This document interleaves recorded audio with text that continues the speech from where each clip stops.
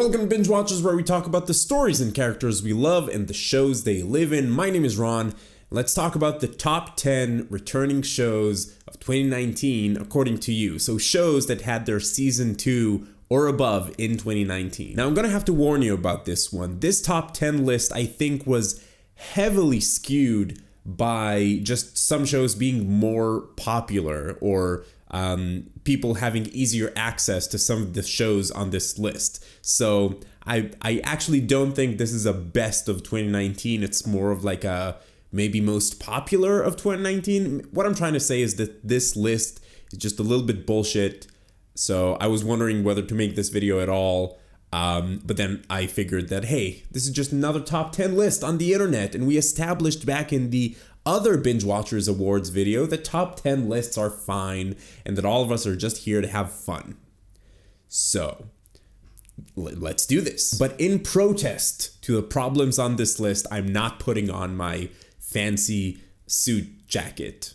Also because I'm cold and I just want to wear this hoodie. So we already went over the top 10 new shows of 2019 in another video. I'll link that below so you can check it out if you haven't. But now it's time to do the same thing again, just for ongoing shows. So let's do it, shall we? This is going to be awkward because there's a ton of shows on this list that I didn't watch. First, lightning round honorable mentions, shows that almost made the top 10 but didn't. Season 4 of Billions, Season 3 of Handmaid's Tale, Season 10 of The Walking Dead, Season 3 of True Detective. There has been some good TV this year, and the shows that didn't make it into this list are not a sign that they were not good enough, but just a sign that we don't have enough time to watch everything, or it's not as easy as it should be for everyone to watch everything. Why is region blocking still a thing? What is this, DVDs? Anyway, all of these problems are made clear by number 10 on this list. This might be the only top 10 list where I can really honestly say you wouldn't believe number 10. Number 10 has to be purely just because more people watch this show. No other reason, because it's pretty safe to say that most of the other shows I just mentioned a second ago are better. But this one got more votes, so here we are. Season 8 of Game of Thrones. In my eyes, at least, the truly abysmal conclusion to one of the most ambitious and impressive efforts on television ever. While I was never a massive fan of Game of Thrones, I was heavily invested in it and in the conversation around it. So when season 7 also kind of sucked, I didn't mind it so much. Like, it wasn't offensive to me as a fan. But season 8 just took a big ol' shit on everything that this show has built over 8 seasons, and it will probably stain its otherwise incredible legacy. It does not deserve a spot on this list. We're off to a bad start, but at least it gave me an opportunity to bitch about it. Number 9 is season 2 of Killing Eve, which I have not watched. My wife watched it and she reports it's very, very good. Killing Eve tells the story of a sort of cat and mouse game between two women, an MI5 agent and a psychopathic assassin, both of them obsessed with killing each other. This show has actually been getting really good reviews across the board, so now maybe I'm thinking that this show does deserve a spot on this list and we may have hope yet. Season 8 is season 2 of Fleabag, which also I have embarrassingly not watched, even though it comes highly recommended by just about everyone. Listen, if you haven't watched the other top 10 video, I took a lot of time off this year. I haven't watched a ton of stuff, okay? Bear with me. But Fleabag is about a woman known only as Fleabag as she navigates life and love in London while trying to heal and cope with tragedy. Did I just say tragedy? Tragedy. Anyway, reviews say it's funny, tragic, and all around worth your time, so I'm definitely going to check it out. Number 7 is season 2 of The End of the Effing World, and I'm so glad to see this gem of a show on this list. I love this show with all my heart. I really enjoyed both seasons, and I'm glad to see it's getting the love it deserves. Season 2 continues to follow James and Alyssa in the aftermath of everything that happened in season 1, and it's moving and funny and sad, and I just want you to go out and watch it. Number 6 is season 6 of BoJack Horseman, which I thought was fine. I've been consistently watching BoJack Horseman as it comes out. I haven't made videos about it because I didn't really feel I have anything new to say or different to say, it's still very, very good. I still like it a lot.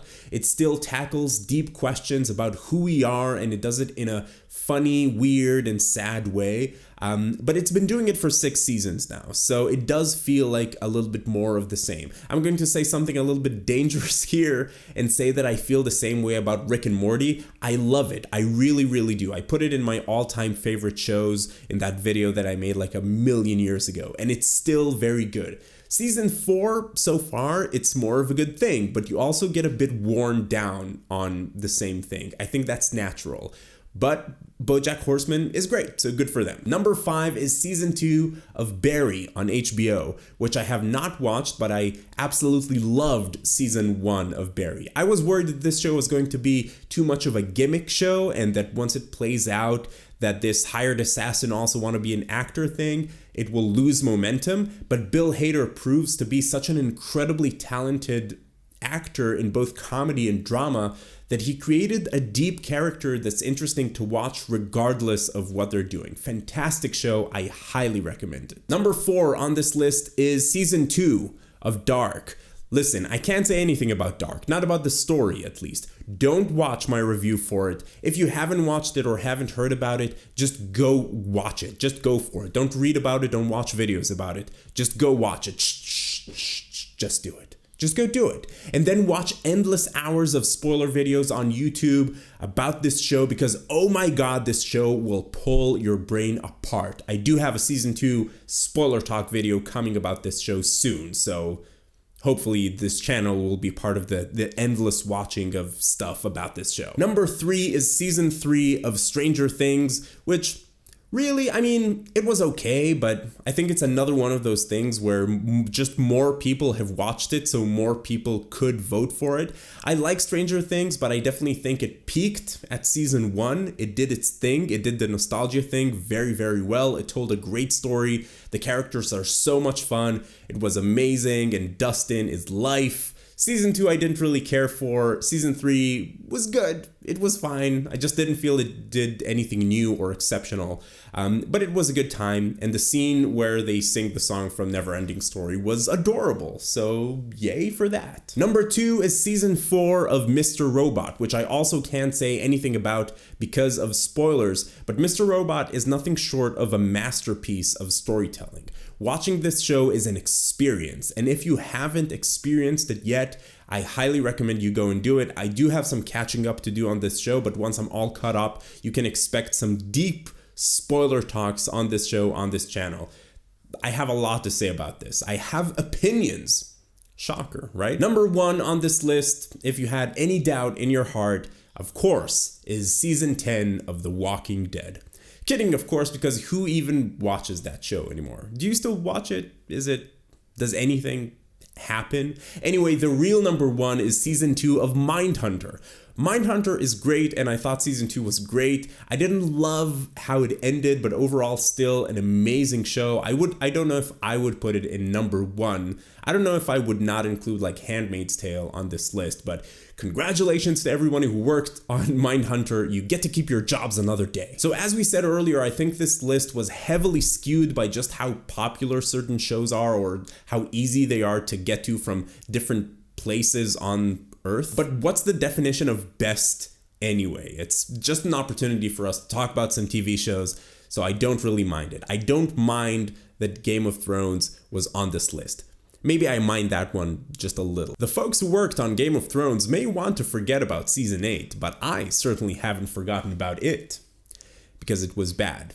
Mindhunter was really good though. So just like in the other video about the new shows of 2019, now is the time for you to talk about your favorite shows of the year. But I'm actually more interested in the shows you're excited for 2020. So let me know about those in the comments down below. If you're going to be talking about spoilers for any of the shows that we just discussed, please use spoiler tags in your comments. And if you're finding Binge Watchers for the first time, welcome. I'd like to invite you to join the Binge Watchers community. Come talk about TV with us. It's a lot of fun. Subscribe to the channel. And going into 2020, I wish all of us a really, really good year that's just filled with the things that you feel that make your life worth living. Just the things that bring you joy, whether that is working or your family or playing video games or watching TV shows, or just a healthy combination of all of those things. And don't let anybody else decide for you what are the things that you should be focused on,